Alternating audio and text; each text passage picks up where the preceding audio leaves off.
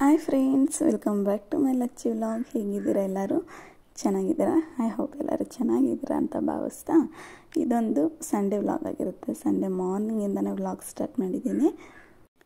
Sunday ಅಂತಿದ್ದಂಗೆ ಏನಾದರೂ ಒಂದು special ಮಾಡಲೇಬೇಕು ಅಂತ ಅನಿಸ್ಬಿಡುತ್ತೆ.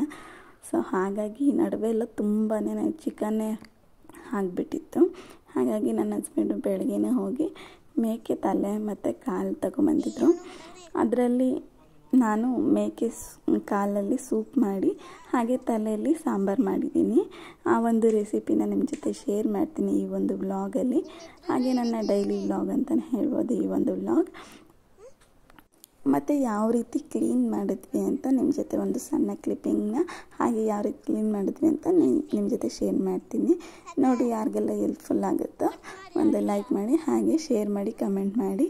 ಪ್ಲೀಸ್ ಇನ್ನೂ ಯಾರೆಲ್ಲ ನನ್ನ ಚಾನಲ್ನ ಸಬ್ಸ್ಕ್ರೈಬ್ ಮಾಡದೆ ನೋಡ್ತಿದ್ದೀರೋ ಸಬ್ಸ್ಕ್ರೈಬ್ ಮಾಡಿಕೊಂಡು ನನಗೆ ಸಪೋರ್ಟ್ ಮಾಡಿ ಅಂತ ಕೇಳ್ಕೊತೀನಿ. ಓಕೆ ಫ್ರೆಂಡ್ಸ್, ಬೆಳಗ್ಗೆಯಿಂದನೇ ಸ್ಟಾರ್ಟ್ ಮಾಡಿದ್ದೀನಿ ವ್ಲಾಗ್ನ. ಬೆಳಗ್ಗೆ ಎದ್ದೊಳ್ತಿದ್ದಂಗೆ ಹೋದರೆ ಫ್ರೆಶ್ ಆಗಿರೋದೇ ಸಿಗುತ್ತೆ. ಮೇಕೆದು ತಲೆ ಕಾಲು ಅಂದ್ಬಿಟ್ಟು ಬೆಳಗ್ಗೆ ಬೇಗನೆ ಹೋಗಿ ತೊಗೊಬಂದರು. ಆವಾಗ ತಾನೇ ಕಟ್ ಮಾಡಿರ್ತಾರಲ್ವ ಮೇಕೆನ. ಸಂಡೇ ಆದಮೇಲೆ ಒಂದು 4-5 ಮರಿ ಆಗಲಿ ಎಷ್ಟೊಂದು ಕಡಿತಾರೆ. ಸೊ ಫ್ರೆಶ್ ಆಗಿ ಸಿಗುತ್ತೆ ಅಂದ್ಬಿಟ್ಟು ಬೆಳಗ್ಗೆನೇ ಹೋಗಿ ತೊಗೊಬಂದರು. ಇನ್ನು ನಾನು ಟಿಫನ್ಗೆ ಅಂದ್ಬಿಟ್ಟು ಸಾಂಬಾರಿತ್ತು, ಅನ್ನ ಮಾಡ್ಕೊಳ್ಳೋಣ ಅಂದ್ಬಿಟ್ಟು ನಾವು 4 ಜನನೂ ಸೇರಿ ಟೆರೆಸ್ ಮೇಲೆ ಬಂದ್ವಿ ಕ್ಲೀನ್ ಮಾಡೋಕ್ಕೆ. ಸೊ ನಾನು, ನನ್ನ ಮಗ, ನನ್ನ ಮಗಳು, ನನ್ನ ಹಸ್ಬೆಂಡು. ನನಗೆ ಕ್ಲೀನ್ ಮಾಡೋಕ್ಕೆ ಬರೋಲ್ಲ. ಸೊ ನಾನೊಂದು ವಿಡಿಯೋ ಮಾಡ್ಕೊಬೇಕಾಗಿತ್ತು ಅಂದ್ಬಿಟ್ಟು ಬಂದೆ. ಚಿನ್ಮಯ್ಯನೋ ಮತ್ತು ಲಹಾರಿನೋ ಹಾಗೆ ಕರ್ಕೊಂಬಂದೆ. ಚಿನ್ಮಯ್ ತುಂಟ ನೋಡಿ ಏನು ಮಾಡ್ತಿರ್ಬೋದು, ಬಟ್ ಅಷ್ಟಾಗೇನು ಏನೂ ತೊಂದರೆ ಕೊಡಲಿಲ್ಲ. ಬಟ್ ನೋಡಿ ಅಲ್ಲಿ ಏನು ಮಾಡ್ತವ್ರೆ ಏನಂತ ಹತ್ರಕ್ಕೆ ಬರೋದು, ಸೌದೆ ಇಕ್ಕಕ್ಕೆ ಬರೋದು ಅಂತ ಈ ಥರ ಮಾಡ್ತಿದ್ದ. ಬಟ್ ಏನೂ ಅಷ್ಟಾಗಿ ಕಷ್ಟ ಕೊಡಲಿಲ್ಲ. ಆರಾಮಾಗಿ ಅವ್ನು ಆಟ ಆಡ್ಕೊಂಡಿದ್ದ ಟೆರೆಸ್ ಮೇಲೆ. ಸೊ ಮನೇಲಿ ಕ್ಲೀನ್ ಮಾಡೋಣ ಅಂತ ಹೇಳಿದೆ. ನನ್ನ ಹಸ್ಬೆಂಡ್ ಬೇಡ, ಅದು ಕ್ಲೀನ್ ಮಾಡೋಕ್ಕೆ ಒಂದು 2 hours ಹಿಡಿಯುತ್ತೆ ಅಂದ್ಬಿಟ್ಟು, ಹಾಗೆ ನೀರು ನಾವು ಕ್ಲೀನ್ ಮಾಡೋವರೆಗೂ ಅದು ನೀರು, ಬಿಸಿ ನೀರು ಬೇಕೇ ಬೇಕು. ಸೊ ಹಾಗಾಗಿ ಇಲ್ಲಿ ಗ್ಯಾಸ್ ಮೇಲೆ ಇಕ್ಕೊಂಡು ತುಂಬ ಹೊತ್ತಾಗೋಗುತ್ತೆ. ನಾನು ಏನಕ್ಕೆ ಕೊಡು ಅನ್ಬೇಕು, ಏನಕ್ಕೆ ಬೇಕು, ಅದ್ರ ಬದಲು ಒಲೆಯಲ್ಲಿ ಕಾಯ್ತಾ ಇದ್ದರೆ ನಾನು ಹಾಗೆ ಕ್ಲೀನ್ ಮಾಡ್ಕೊತೀನಿ ಅಂದ್ಬಿಟ್ಟು ಟೆರೆಸ್ ಮೇಲೇ ಕ್ಲೀನ್ ಮಾಡಿದ್ವಿ. ಸೊ ಗಲೀಜು ಅಷ್ಟೇ, ಮನೇಲಿ ಕ್ಲೀನ್ ಮಾಡಿದರೆ ಆಮೇಲೆ ಅನಿಸಿದ್ದು ತುಂಬ ಗಲೀಜಾಗಿಬಿಡೋದು ಅಂತ. ಸೊ ಹಾಗಾಗಿ ಟೆರೆಸ್ ಮೇಲೆ ಕ್ಲೀನ್ ಮಾಡಿ ಅಲ್ಲೇ ಎಲ್ಲ ಕ್ಲೀನ್ ಮಾಡ್ಕೊಂಬಂದ್ವಿ.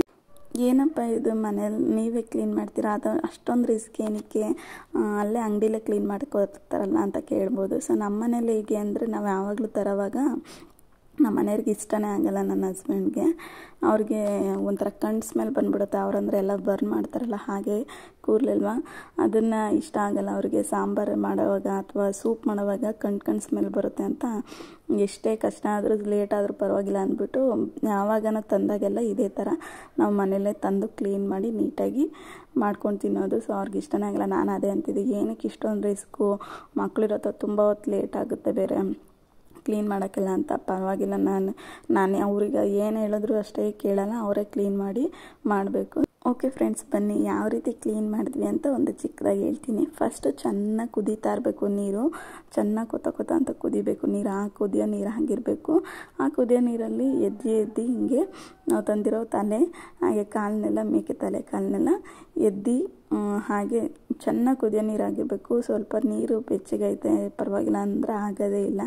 ಚೆನ್ನಾಗಿ ಕುದೀತಾ ಇದ್ದರೆ ನೀರು, ಅದರಲ್ಲಿ ಎದ್ದು ನೀಟಾಗಿ ಚಾಕದ ಸಹಾಯದಿಂದ ಆ ಕೂರ್ಲೆಲ್ಲ ರಿಮೂವ್ ಮಾಡ್ಬೋದು. ಎಷ್ಟು ಚೆನ್ನಾಗಿ ಬರುತ್ತೆ ಗೊತ್ತಾ. ನಾನು ನಿಮಗೆ ಫುಲ್ ವಿಡಿಯೋ ಏನಾನ ಬೇಕಂದರೆ ಶಾರ್ಟ್ ವಿಡಿಯೋದಲ್ಲಿ ನೀಟಾಗಿ ಹಾಕಿದ್ದೀನಿ ನೋಡಿ ಒಂದ್ಸಲಿ ಬೇಕಾದ್ರೆ. ನಾನು ಲಾಗಿಗೋಸ್ಕರ ಫುಲ್ಲು ತೊಗೊಳಕ್ಕಾಗಲ್ಲ, ಚಿನ್ಮಯನ ಹಿಡ್ಕೊಂಡು ಅಂದ್ಬಿಟ್ಟು ಸ್ವಲ್ಪ ಕ್ಲಿಪ್ಪಿಂಗ್ನ ತೊಗೊಂಡೆ. ಹಾಗೆ ಶಾರ್ಟ್ ವಿಡಿಯೋದೆಲ್ಲ ಹಾಕಿದ್ದೀನಿ ನೋಡಿ. ಅದು ಎಷ್ಟು ಚೆನ್ನಾಗಿ ರಿಮೂವ್ ಆಗುತ್ತೆ. ಬಿಸಿನೀರಲ್ಲಿ ಇದ್ದ ತಕ್ಷಣವೇ ಬೇಗ ಚಾಕದಲ್ಲಿ ಹಿಂಗೆ ನೀಟಾಗಿ ತೆಗಿಬೋದು, ಹೇರೆಲ್ಲ ರಿಮೂವ್ ಮಾಡ್ಬೋದು. ಸೊ ಈ ಥರ ಇತ್ತು. ಕಾಲು ಅಷ್ಟೇ ಸೇಮು ಬಿಸಿನೀರಲ್ಲಿ ಎದ್ದು ನೀಟಾಗಿ ಕ್ಲೀನ್ ಮಾಡೋವಂಥದ್ದು. ಫುಲ್ಲು ಕ್ಲೀನ್ ಆಯಿತು ನೀಟಾಗೆಲ್ಲ, ಆ ಕೂಲೆಲ್ಲ ತೆಗೆದ್ರು. ನಂತರ ಸಣ್ಣ ಪುಟ್ಟ ಏನಾನ ಕೂರು ಉಳ್ಕೊಂಡಿದ್ರೆ ಲಾಸ್ಟ್ ಈ ಥರ ಕೆಂಡದಲ್ಲಿ ಬೆಂಕಿಲಿ ಸುಡೋವಂಥದ್ದು. ಈ ಥರ ಸಣ್ಣ ಪುಟ್ಟ ಎಲ್ಲನ ಕೂಲಿದ್ರೆ ಅದೆಲ್ಲ ಫುಲ್ಲು ಹಾಗೆ ಬರ್ನ್ ಆಗುತ್ತೆ. ಸೊ ಈ ಥರ ಲಾಸ್ಟಿಗೆ ಏನ್ರಿ ಇಷ್ಟೊಂದು ಕಪ್ಪಾಗೋಯ್ತು ಅಂತ ನಾನು ಅಂತ ಇದ್ದೆ. ಏನೂ ಆಗಲ್ಲ, ಅದು ಆರಾಮಾಗಿ ಉಜ್ಜಿದ್ರೆ ಹೋಗುತ್ತೆ ತೊಳೆದ್ರೆ ಅಂದ್ಬಿಟ್ಟು ಹೇಳ್ತಾಯಿದ್ರು. ಸೊ ಈ ಕಡೆ ಬಂದರೆ ನಮ್ಮ ಹುಡುಗರು ಪುಟಾಣಿಗಳು ನೋಡಿ ಯಾವ ರೀತಿ ಕೂತಿದ್ದಾರೆ ಅಂತ.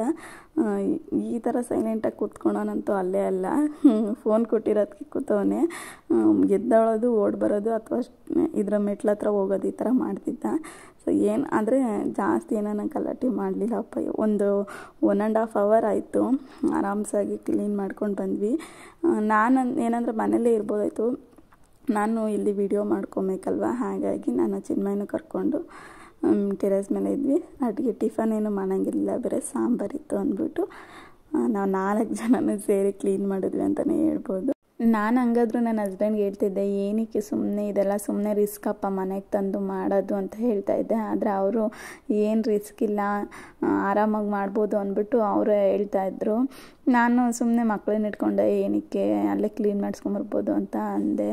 ಅವರಿಗೆ ಅದರಲ್ಲಿ ಕ್ಲೀನ್ ಮಾಡೋಕೆ ಇಷ್ಟನೋ ಬಟ್ ಅಥವಾ ಅಲ್ಲಿ ನೀಟಾಗಿ ಮಾಡ್ಕೊಬೋದು ಅಂತನೋ ಏನೋ, ಪರವಾಗಿಲ್ಲ ನಾನು ಮಾಡಿಕೊಡ್ತೀನಿ ಅಂತ ಅಂದರು. ಬೇಗನೆ ಆಯಿತು. ಸೊ ಕ್ಲೀನಿಂಗೆಲ್ಲ ಲಾಸ್ಟಿಗೆ ನೋಡಿ ಈ ಥರ ಎಲ್ಲ ಕೂರ್ಲಿರುತ್ತಲ್ಲ ಅದೆಲ್ಲ ನೀಟಾಗಿ ರಿಮೂವ್ ಆಗುತ್ತೆ ಈ ಥರ ಸುಡೋದ್ರಿಂದ. ಏನಲ್ಲ, ಸೊ ನಾವೆಲ್ಲ ನೀಟಾಗಿ ಕ್ಲೀನಾಗಿ ರಿಮೂವ್ ಮಾಡಿರ್ತೀವಿ ಚಾಕದಲ್ಲಿ ಬಿಸಿನೀರಲ್ಲಿ ಎದ್ದು. ಸೊ ಲಾಸ್ಟಿಗೆಲ್ಲನೂ ಒಂದು ಸಣ್ಣ ಪುಟ್ಟ ಕೂರ್ಲಿರುತ್ತಲ್ಲ, ಅದು ಸಾಂಬಾರು ಮಾಡೋವಾಗೆ ಆಗಿರ್ಬೋದು ಅಥವಾ ಸೂಪ್ ಮಾಡೋವಾಗೆ ಆಗಿರೋ ಸಿಕ್ಕಿದ್ರೆ ಒಂಥರ ಆಗುತ್ತೆ. ಹಾಗಾಗಿ ಸಿಗಬಾರ್ದು ಅಂತ ಲಾಸ್ಟಿಗೆ ಆ ಥರ ಬೆಂಕಿಲಿ ಎಲ್ಲ ಸುಡ್ತಾರೆ. ಸುಟ್ಬಿಟ್ಟು ನೀಟಾಗಿ ವಾಶ್ ಮಾಡಿದ್ರು.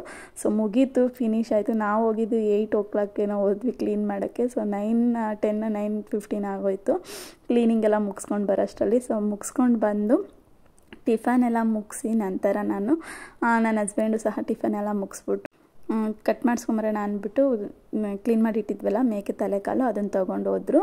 ಅವರು 11:30ಗೆ ಬನ್ನಿ ಅಂತ ಹೇಳಿದರು. ಸೊ ಅಲ್ಲಿ ಕಸ್ಟಮರ್ಸ್ ಎಲ್ಲ ಬಂದು ಹೋಗ್ತಾ ಇರ್ತಾರಲ್ಲ ಮಟನ್ ತೊಗೊಂಡು ಹೋಗೋಕ್ಕೆ, ಹಾಗಾಗಿ ಅವ್ರಿಗೆ ಫ್ರೀ ಇರಲ್ಲ. ಒಂದು 11:30 12 o'clock ಬನ್ನಿ ಅಂತ ಹೇಳಿದ್ರು. ಅವಾಗ ಹೋಗಿದ್ರು. ಹೋಗಿ ಬರೋವಾಗ ಹಾಗೆ ಕೊತ್ತಂಬರಿ ಸೊಪ್ಪು ಒಂದಿರಲಿಲ್ಲ, ಕೊತ್ತಂಬರಿ ಸೊಪ್ಪನ್ನು ತೊಗೊಂಡು ಹಾಗೆ ಒಂದಷ್ಟು ಫ್ರೂಟ್ಸ್ನ ತೊಗೊಂಬಂದಿದ್ರು. ನನಗೆ ಸ್ವಲ್ಪ ಚೆಸ್ಟ್ ನೋವಂತಿದೆ, ಹಾಗಾಗಿ ಅವರು ಕಪ್ಪು ದ್ರಾಕ್ಷಿ ಬರುತ್ತಲ್ಲ ಅದನ್ನು ತೊಗೊಂಬಂದಿದ್ರು ಜ್ಯೂಸ್ ಮಾಡಿಕೊಡಿ ಅಂತ. ಸೊ ನಾನು ಜ್ಯೂಸ್ ಮಾಡ್ತಾಯಿಲ್ಲ, ನನ್ನ ಮಗಳಿಗೆ ತುಂಬ ಇಷ್ಟ ಕಪ್ಪು ದ್ರಾಕ್ಷಿ ಅಂದರೆ.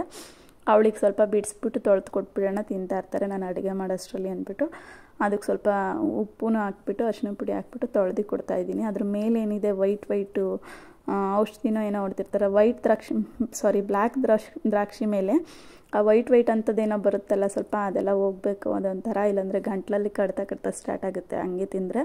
ಹಾಗಾಗಿ ಅದೆಲ್ಲ ನೀಟಾಗಿ ಬಿಟ್ಕೊಬೇಕು ಅಂದ್ಬಿಟ್ಟು ಸ್ವಲ್ಪ ಬೆಚ್ಚು ನೀರಲ್ಲಿ ಸ್ವಲ್ಪ ಉಪ್ಪು ಹಾಕ್ಬಿಟ್ಟು ನೆನಕಕ್ಕೆ ಇಟ್ಟಿದ್ದೀನಿ. ಸೊ ಅದನ್ನು ತೊಳ್ಕೊಡೋಣ ಅಂತ. ಹಾಗೆ ಇಲ್ಲಿ ಬಂದರೆ ಒಂದು ಸ್ವಲ್ಪ ಮೂಸಂಬಿ, ಇದು ದ್ರಾಕ್ಷಿನೇ ಬಟ್ ಒಂದು ಸ್ವಲ್ಪ ದಪ್ಪ ಇತ್ತು, ಚೆನ್ನಾಗಿತ್ತು, ತಿಂತಾಯಿದ್ರೆ ಒಳ್ಳೆ ಕೊಬ್ಬರಿ ತಿನ್ನಂಗೆ ಆಗ್ತಿತ್ತು, ಆ ಥರ ಇತ್ತು. ಇದಕ್ಕೆ ಏನಂತಾರೆ ಅಂತ ನನಗೆ ಅಷ್ಟಾಗಿ ಹೆಸರು ಗೊತ್ತಿಲ್ಲ, ಬಟ್ ಚೆನ್ನಾಗಿತ್ತು. ಫಸ್ಟ್ ಟೈಮ್ ತಂದಿದ್ದು ಫ್ರೂಟ್ ಇದನ್ನು ಬಟ್ ದ್ರಾಕ್ಷಿನೇ, ಬೇರೆ ಹೆಸರಿದೆಯೋ ಅಥವಾ ದ್ರಾಕ್ಷಿನೇ ಗೊತ್ತಿಲ್ಲ ಅದು. ಮತ್ತು ಇಷ್ಟು ಬ್ಲ್ಯಾಕ್ ದ್ರಾಕ್ಷಿ ತೊಗೊಂಬಂದಿದ್ರು ಜ್ಯೂಸ್ ಮಾಡೋಣ ಅಂತ. ನಾನು ಸ್ವಲ್ಪ ನನ್ನ ಮಗಳಿಗೆ ತೊಳೆದಕ್ಕೆ ಇಟ್ಟಿದ್ದೀನಿ, ಅವಳಿಗೆ ಕೊಟ್ಬಿಡೋಣ, ಸಂಜೆಗೆ ನಾನು ಜ್ಯೂಸ್ ಮಾಡಿ ಕುಡಿಯೋಣ ಅಂದ್ಬಿಟ್ಟು ಇಟ್ಟೆ. ಸೊ ಅಲ್ಲಿಂದ ಬಂದರೆ ನಾನು ಅಡುಗೆಗೆಲ್ಲ ರೆಡಿ ಮಾಡಿ ಇಟ್ಟಿದ್ದೀನಿ, ಮಾಡಬೇಕು. ನಂತರ ಈ ಕಡೆ ಬಂದರೆ ಎಲ್ಲ ಕಟ್ ಮಾಡಿಸಿಟ್ಟಿದ್ದಾರೆ. ನಾನು ಹೇಳಿದ್ದೆ ಒಂದು ಸಣ್ಣ ಕ್ಲಿಪ್ಪಿಂಗ್ ತೊಗೋಣ ಕೇಳೋಣ ಅಂದ್ಕೊಂಡವಳು ಮರ್ತದೆ. ಅಲ್ಲಿ ಕಟ್ ಮಾಡೋದು ತಲೆ ಯಾವ ರೀತಿ ಕಟ್ ಮಾಡ್ತಾರೆ ಅಂತ, ಎಷ್ಟು ಬೇಗ ಕಟ್ ಮಾಡಿದ್ರಂತೆ. ನನ್ನ ಹಸ್ಬೆಂಡ್ ಅದೇ ಹೇಳ್ತಿದ್ರು, ಚೆನ್ನಾಗಿ ಕಟ್ ಮಾಡಿಕೊಟ್ಟಿದ್ರು ತಲೆ ಮಾಂಸ ಮತ್ತು ಕಾಲೆಲ್ಲ. ನಂತರ ಅದನ್ನೆಲ್ಲ ನೀಟಾಗಿ ವಾಶ್ ಮಾಡಿಬಿಟ್ಟು ನನ್ನ ಅಮ್ಮಗೆ ದ್ರಾಕ್ಷಿನೆಲ್ಲ ತೊಳೆದ್ಬಿಟ್ಟು ಕೊಟ್ಟೆ. ಸೊ ಇವನು ನನ್ನ ಮಗನೂ ತಿನ್ನಬೇಕು ಅಂತಿದ್ದ. ಅದರಲ್ಲಿ ಏನಂದರೆ ಸಣ್ಣ ಬೀಜ ಇರುತ್ತಲ್ಲ, ಅವನಿಗೆ ಅಷ್ಟು ತಿನ್ನೋಕಿನ್ನ ಬರೋಲ್ಲ, ಅವನಿಗೆ ಅಂದ್ಬಿಟ್ಟು ಇನ್ನೊಂದು ದ್ರಾಕ್ಷಿ ತಂದಿದ್ರಲ್ಲ ಅದನ್ನು ತೊಳೆದ್ಬಿಟ್ಟು ಮಧ್ಯೆ ಕಟ್ ಮಾಡಿ ಅದನ್ನು ಬೀಜನ ತೆಗೆದು ಕೊಟ್ಟೆ.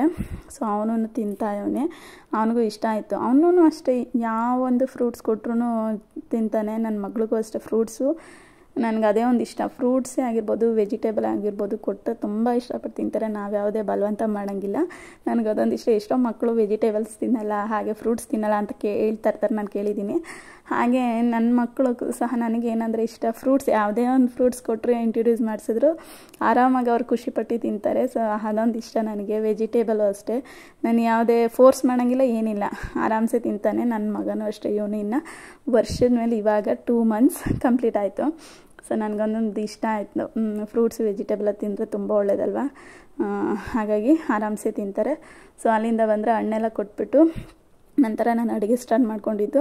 ಸೊ ನೋಡ್ತಾ ಇರ್ಬೋದು, ಕಾಲೆಲ್ಲ ಫಸ್ಟ್ ಕಾಲು ಸೂಪ್ ಮಾಡಿಬಿಡೋಣ ಅಂತ ಕಾಲೆಲ್ಲ ತೊಳೆದು ನೀಟಾಗಿ ಇಟ್ಕೊಂಡೆ. ವಾಶ್ ಮಾಡಿಕೊಟ್ಟಿದ್ರು, ನಾನು ಇನ್ನೊಂದ್ಸಲಿ ಅರಿಶಿನ ಪುಡಿ ಹಾಕ್ಬಿಟ್ಟು ನೀಟಾಗಿ ವಾಶ್ ಮಾಡಿ ಇಟ್ಟಿದ್ದೀನಿ.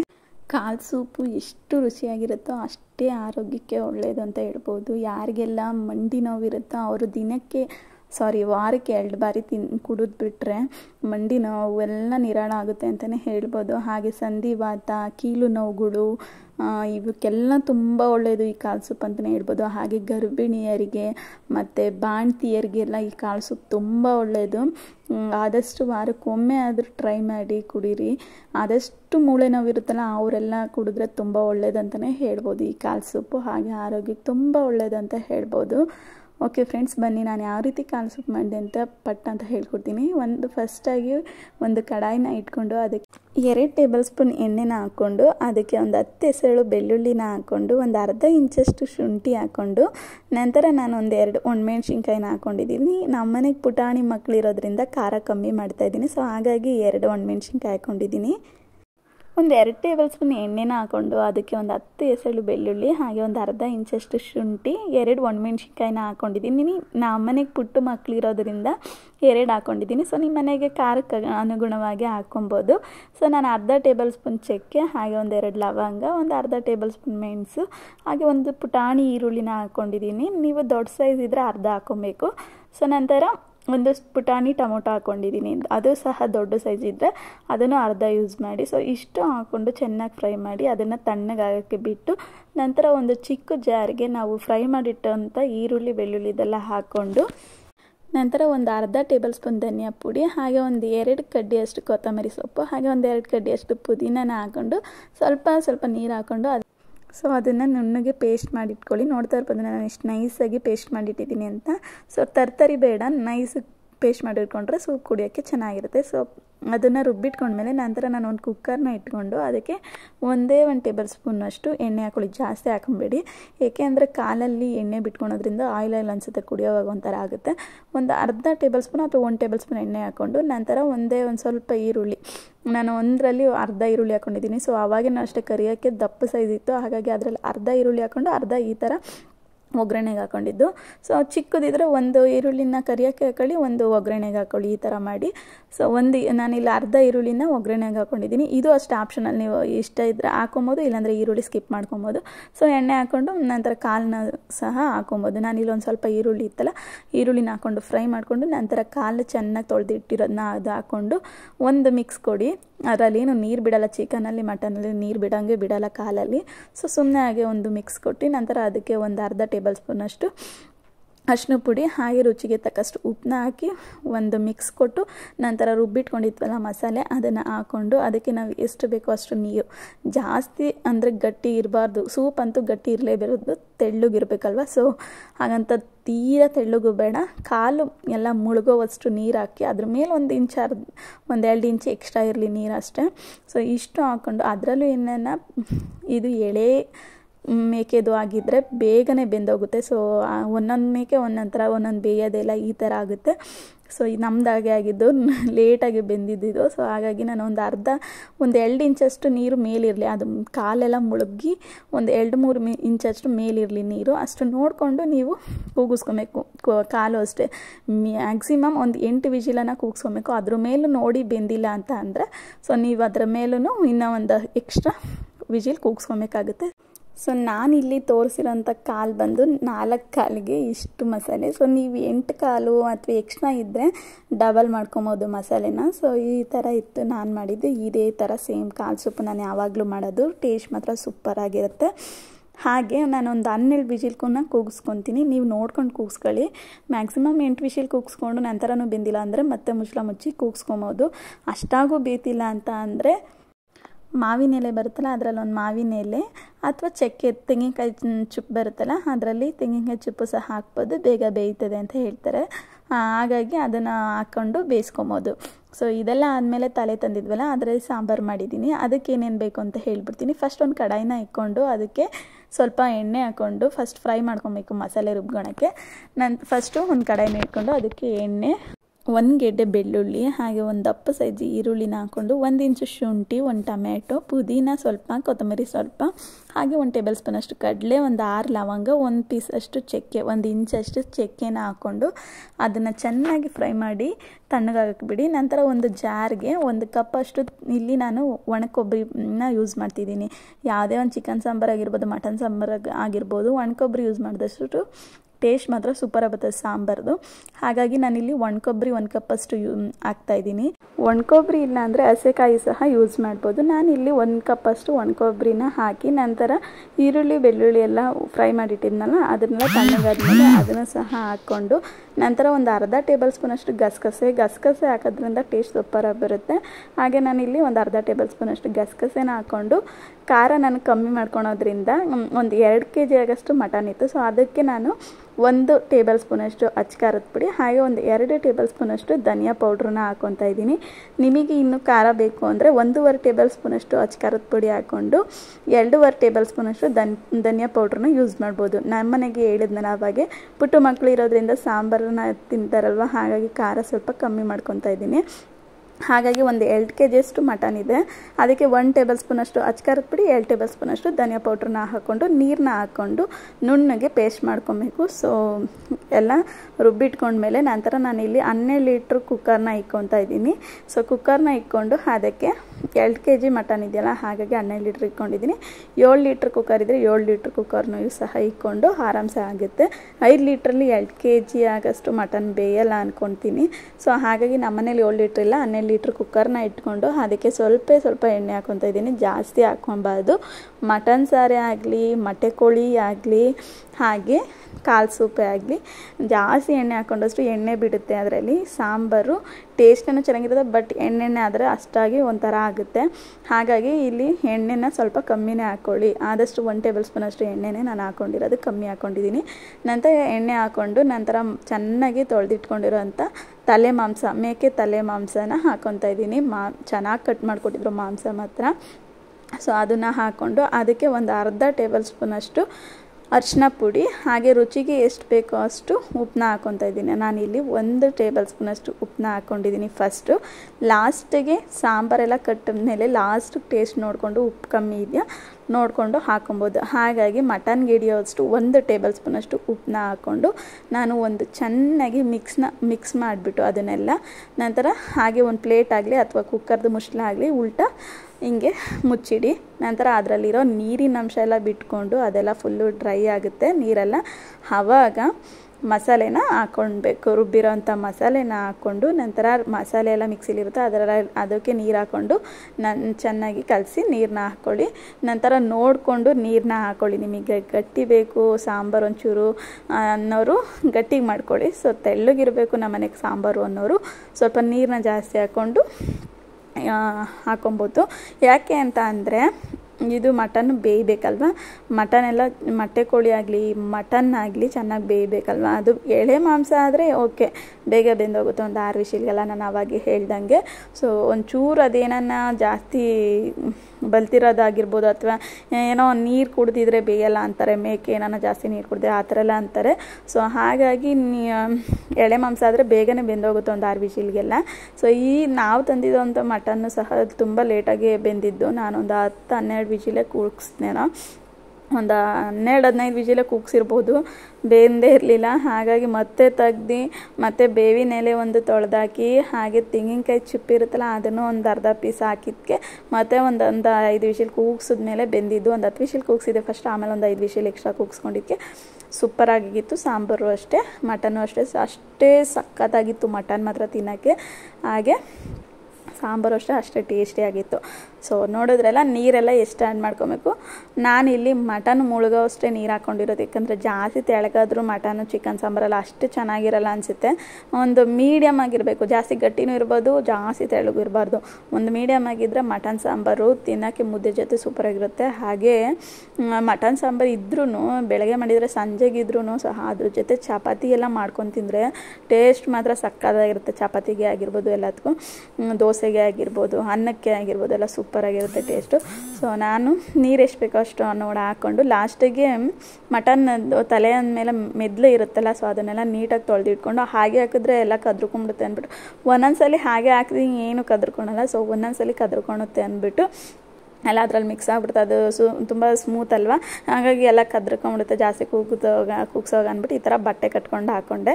ಒಂದು ಕಾಟನ್ ಬಟ್ಟೆಯಲ್ಲಿ ಅದನ್ನು ಮೆದ್ಲನ್ನ ಇಟ್ಬಿಟ್ಟು ಗಂಟ ಕಟ್ಟಿ ಒಂದು ಸೈಡಲ್ಲಿ ಇಟ್ಟಿದ್ದು. ಎತ್ಕೊಳೋವಾಗ ಅಷ್ಟೇ ಈಸಿಯಾಗಿ ಎತ್ಕೊಬೋದು. ಸೊ ಹಾಗೆ ಬಿಟ್ಟರೆ ಎತ್ಕೊಳೋವಾಗೆಲ್ಲ ಅದು ಸ್ಮೂತಾಗಿರುತ್ತೆ, ಬೇಗ ಈ ಥರ ಎಲ್ಲ ಸಾಂಬಾರಲ್ಲೆಲ್ಲ ಕದ್ರು ಬಿಟ್ಟರೆ ಚೆನ್ನಾಗಿರಲ್ಲ ಎತ್ಕೊಳಕ್ಕೆಲ್ಲ ಅಂದ್ಬಿಟ್ಟು ಆ ಥರ ಒಂದು ಬಟ್ಟೆ ಕಟ್ಟನ್ನ ಹಾಕಿದೆ. ಬಟ್ಟೆ ಕಟ್ಬಿಟ್ಟು ಸೊ ನೋಡಿ ಈಸಿಯಾಗಿ ಎತ್ಕೊಬೋದು, ಅದೊಂದನ್ನೇ ಹಾಗೆ ಬರುತ್ತೆ. ಸೊ ನೋಡಿದೆ, ತೆಗ್ದು ನೋಡ್ತಾ ಇರ್ಬೋದು. ಬಟ್ ಸಾಂಬಾರೆಲ್ಲ ಏನೋ ಆಗಿತ್ತು, ಮಸಾಲೆ ಎಲ್ಲ ಒಂದು ಕಡೆ ಆಗಿ, ಬಟ್ ಇನ್ನೊಂಚೂರು ತೆಳ್ಳಗಾಗಿ ಸಾಂಬಾರು. ಮಟನ್ ಇನ್ನೂ ಬೆಂದಿರಲಿಲ್ಲ. ನಾನು ಮತ್ತೆ ಏನು ಮಾಡಿದೆ, ಮತ್ತೆ ಒಂದು 5 ವಿಷಲ್ ನಾನು ಹೇಳಿದ್ನೆಲ್ಲ ಕೂಗ್ಸೋಕ್ಕಿಟ್ಟೆ. ಸೊ ನಾನು ಮಾವಿನ ಎಲೆ ಮತ್ತು ಚಿಪ್ ಹಾಕಿದ್ನು ವೀಡಿಯೋ ಮಾಡ್ಕೊಳೋಕ್ಕಾಗಲಿಲ್ಲ. ಸೊ ಬೆಂದಿರಲಿಲ್ಲ ಅಂದ್ಬಿಟ್ಟು ಮತ್ತೆ ಇಟ್ಟಿದ್ದೀನಿ. ಒಂದು 5 ವಿಷಲ್ ಮತ್ತೆ ಕೂಗಿಸ್ಬಿಟ್ಟು ಹೇಗಾಯಿತು ಅಂತ ತೋರಿಸ್ತೀನಿ ನೋಡಿ. ಮತ್ತೆ ನೋಡಿ ತೆಗಿತಾ ಇದ್ದೀನಲ್ಲ, ಒಂದು 5 ವಿಷಲ್ ಕೂಗಿಸ್ಬಿಟ್ಟು ತೆಗ್ದಿದ್ದು ನೋಡಿ. ಸಾಂಬಾರೆಲ್ಲ ಸೂಪರಾಗಿತ್ತು, ಟೇಸ್ಟ್ ಮಾತ್ರ ಸಖತ್ತಾಗಿತ್ತು, ಚೆನ್ನಾಗಿತ್ತು.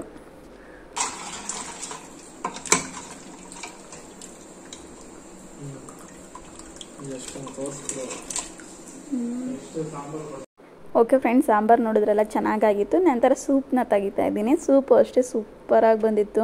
ಆ ಒಂದು ಕಾಲಲ್ಲಿರೋ ಇದು ಏನು ಜೆಲ್ ಅಂತೀವಲ್ಲ ಅದನ್ನೆಲ್ಲ ಬಿಟ್ಕೊಬೇಕು, ಆವಾಗೆ ಆ ಸೂಪ್ ಚೆನ್ನಾಗಿರುತ್ತೆ. ಕುಡಿಯೋಕ್ಕೆ ಆಗಿರ್ಬೋದು, ತಿನ್ನೋಕ್ಕೆ ಆಗಿರ್ಬೋದು, ಮಟನ್ದು ಪೀಸ್ ಆಗಲಿ ಹಾಗೆ ಬಾಯಲ್ಲಿ ಇಟ್ಕೊತಾ ಇದ್ರೆ ಕರಗಬೇಕು. ಸೊ ಅಷ್ಟೇ ಚೆನ್ನಾಗಿತ್ತು, ಅಷ್ಟೇ ಚೆನ್ನಾಗೂ ಬೆಂದಿತ್ತು. ಆಮೇಲೆ ತಲೆದ ಮಾಂಸ ಆಗಿರ್ಬೋದು, ಹಾಗೆ ಕಾಲ್ದು ಸೂಪ್ದಾಗಿರ್ಬೋದು ಸಕ್ಕತ್ತಾಗಿತ್ತು. ಟೇಸ್ಟು ಸೂಪರಾಗಿ ಬಂದಿತ್ತು. ನನ್ನ ಹಸ್ಬೆಂಡು ಸಕ್ಕತ್ತಾಗಿದೆ ಅಂತಿದ್ರು. ಸೊ ಸಾಂಬಾರು ಸೂಪೆಲ್ಲ ರೆಡಿ ಆಯಿತು. ನಂತರ ನನ್ನ ಹಸ್ಬೆಂಡ್ ಊಟ ಆದಮೇಲೆ ಸ್ವಲ್ಪ ಬಿಸಿನೀರಿಗೆ ಕೊಡು ಅಂತ ಇದ್ರು. ಬಿಸಿನೀರು ಇಕ್ಬಿಟ್ಟು ನಾನು ಊಟ ಮಾಡ್ತಾಯಿದ್ದೀನಿ. ಮಳೆ ಮಾತ್ರ ಜೋರಾಗಿ ಬರ್ತಿತ್ತು. ಮಳೆ ಬರೋವಾಗ ಈ ಥರ ಬಿಸಿ ಬಿಸಿ ಸೂಪ್ ಕುಡಿತಾಯಿದ್ರೆ ಆಹಾ ಏನು ಟೇಸ್ಟ್ ಅಲ್ಲ. ನಾನು ಫಸ್ಟು ಊಟ ಮಾಡಿಬಿಡ್ತೀನಿ, ಇಲ್ಲ ಆಮೇಲೆ ಸೂಪ್ ಕುಡಿತೀನಿ ಅಂದ್ಬಿಟ್ಟು ಫಸ್ಟ್ ಅನ್ನ ಇಕ್ಕೊತಾ ಇದ್ದೀನಿ. ಫಸ್ಟ್ ಚಿನ್ಮಯ್ಗೆಲ್ಲ ತಿನ್ನಿಸ್ಬಿಟ್ಟು ನಂತರ ನನ್ನ ಹಸ್ಬೆಂಡ್ಗೆಲ್ಲ ಹಾಕ್ಕೊಟ್ಟು, ಆಮೇಲೆ ಅಮ್ಮಗೆ ಹಾಕ್ಕೊಟ್ಟು ಅವರೆಲ್ಲ ತಿಂದಮೇಲೆ ನಾನು ಮಾಡ್ತಾಯಿದ್ದೀನಿ. ಸೊ ಲೇಟ್ ಆಗೇ ಹೋಯ್ತು. ಮಧ್ಯಾಹ್ನ ಊಟ ಮಾಡೋಷ್ಟೊತ್ತಿಗೆ 3:30 ಆಗೋಗಿತ್ತು. ಬೇಗ ಬೇಯಲಿಲ್ಲ ಅದೊಂದೇ. ಸೊ ಅದರ ಬಿಟ್ಟರೆ ಸಾಂಬಾರೆಲ್ಲ ಸೂಪರಾಗಿ ಟೇಸ್ಟಾಗಿ ಸಖತ್ತಾಗಿ ಬಂದಿತ್ತು. ಓಕೆ ಫ್ರೆಂಡ್ಸ್, ನಾನೊಂದು ಇದು ಶಾರ್ಟ್ ವಿಡಿಯೋದಲ್ಲಿ ಅಪ್ಲೋಡ್ ಮಾಡ್ತೀನಿ ಎಲ್ಲ ರೆಸಿಪಿ ವ್ಲಾಗು. ಅವ್ರಿಗೆಲ್ಲ ಕನ್ಫ್ಯೂಸ್ ಆಗುತ್ತೆ, ನಾನು ತೋರಿಸೋದು ಫಾಸ್ಟ್ ಆಗುತ್ತೆ ಅಂತ ಕಮೆಂಟ್ಸ್ ಇತ್ತು. ಸೊ ಹಾಗಾಗಿ ವಿಡಿಯೋದಲ್ಲಿ ಹಾಕಿದ್ದು. ನಾನು ಶಾರ್ಟ್ಸಿಗೆ ತಗೊಬೇಕಾಗಿತ್ತನಲ್ಲ ವಿಡಿಯೋ, ಅದೇ ಸಹ ವ್ಲಾಗಿಗೆ ಅಪ್ಲೋಡ್ ಮಾಡಿದ್ದೀನಿ ವಿಡಿಯೋ. ಏಕೆಂದರೆ ನಾನು ಮಾಡೋದೇ ಆಗಲಿ ಏನೇ ಆಗಲಿ ನಾನು ತೋರಿಸಲ್ಲ ಶಾರ್ಟ್ಸಲ್ಲಿ. ಸೊ ಜಸ್ಟ್ ರೆಸಿಪಿ ಮಾತ್ರ ತೋರಿಸ್ತೀನಿ. ಅದೇ ಒಂದು ವಿಡಿಯೋ ಇದರಲ್ಲೂ ಹಾಕಿರೋದು. ಸೊ ಎಲ್ಲಿ ಮೇಡಮ್ ನೀವು ಮತ್ತೆ ನನಗೆ ಕಮೆಂಟ್ ಮಾಡ್ತಿರೋನೋ ಅಡುಗೆ ಮಾಡೋವಾಗ ನೀವಿಲ್ಲ ಅಂತ. ಸೊ ಇಲ್ಲ, ನಾನು ಅದನ್ನು ಶಾರ್ಟ್ಸ್ ವಿಡಿಯೋದಲ್ಲಿ ನಾನು ಮಾಡೋದು ತೋರಿಸಲ್ಲ, ನಾನು ಜಸ್ಟ್ ರೆಸಿಪಿ ಮಾತ್ರ ತೋರಿಸ್ತೀನಿ. ನಂತರ ವ್ಲಾಗಲ್ಲಿ ನಾನು ಇದೇ ಥರ ಯಾವಾಗಲೂ ನಾನು ಏನೇ ಒಂದು ಅಡುಗೆ ಮಾಡಿದ್ರು ಸೊ ನಾನು ವಾಯ್ಸ್ ಓವರ್ ಕೊಟ್ಟು ನನ್ನ ವ್ಲಾಗಲ್ಲಿ ಹಾಕ್ತೀನಿ. ಓಕೆ ಫ್ರೆಂಡ್ಸ್, ಈ ಒಂದು ವಿಡಿಯೋನ ಇಲ್ಲಿಗೆ ಎಂಡ್ ಮಾಡ್ತೀನಿ. ಯಾರಿಗೆಲ್ಲ ಈ ಒಂದು ವಿಡಿಯೋ ಇಷ್ಟ ಆಯಿತೋ ಲೈಕ್ ಮಾಡಿ, ಹಾಗೆ ಯಾರಿಗೆಲ್ಲ ಈ ಒಂದು ವಿಡಿಯೋ ಒಂದು ಹೆಲ್ಪ್ಫುಲ್ ಆಗುತ್ತೆ ನಮಗೂ ಅಂತ ಅನಿಸಿದ್ರೆ ಶೇರ್ ಮಾಡಿ, ಹಾಗೆ ಕಮೆಂಟ್ಸ್ ಮಾಡಿ. ಮತ್ತು ಯಾವುದಾದ್ರೂ ವಿಡಿಯೋ ನಾನು ರೆಸಿಪಿ ವಿಡಿಯೋ ಎಲ್ಲ ಶಾರ್ಟ್ಸಲ್ಲಿ ಹಾಕಿದ್ದೀನಲ್ಲ, ಇದ್ರೂ ಸಹ ವಿಡಿಯೋದಲ್ಲಿ ಹಾಕಿ ವಾಯ್ಸ್ ಓವರ್ ಕೊಡಿ ಅಂತ ಅಂದರೆ ಖಂಡಿತವಾಗ್ಲೂ ಹಾಕ್ತೀನಿ. ಕಮೆಂಟ್ ಮಾಡಿ. ಹಾಗೆ ಯಾರೆಲ್ಲ ನನ್ನ ಚಾನಲ್ನ ಸಬ್ಸ್ಕ್ರೈಬ್ ಮಾಡದೆ ನೋಡ್ತಿದ್ದೀರೋ ಪ್ಲೀಸ್ ಸಬ್ಸ್ಕ್ರೈಬ್ ಮಾಡಿಕೊಂಡು ನನಗೆ ಸಪೋರ್ಟ್ ಮಾಡಿ ಅಂತ ಕೇಳ್ಕೊತೀನಿ. ಓಕೆ ಫ್ರೆಂಡ್ಸ್, ನೆಕ್ಸ್ಟ್ ವಿಡಿಯೋದಲ್ಲಿ ಸಿಗ್ತೀನಿ. Bye. Thank you for watching.